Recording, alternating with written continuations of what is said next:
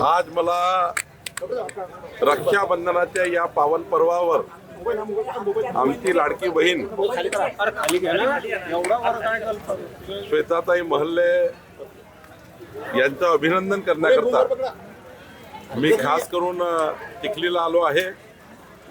आमची लाडकी बहीण श्वेताताई महल्ले आणि आमच्या हजारो लाडक्या बहिणींनी आज चिखलीमध्ये महाराष्ट्राचे मुख्यमंत्री देवेंद्र फडणवीसजी यांच्या नावाने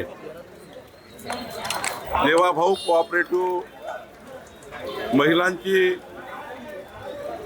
जी बँक या ठिकाणी आज उद्घाटन केली आणि या कोऑपरेटिव्ह बँकेच्या माध्यमातून देवाभाऊच्या नावाने जे आज महिलांना सक्षमीकरण करण्याचे एक अभियान सुरू केलं, हे एक अभिनंदनीय अभियान आहे।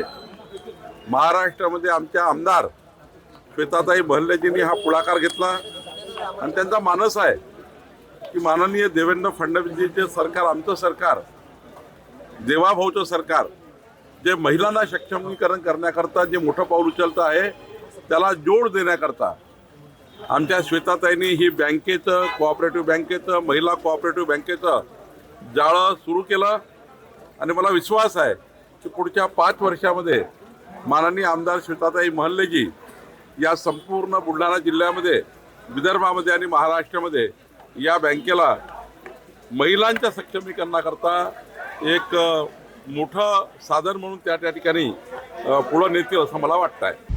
आता isakal.com आहे देशातील नंबर 1 ची मराठी न्यूज वेबसाईट। प्रत्येक अपडेटसाठी isakal.com ला नक्की भेट द्या।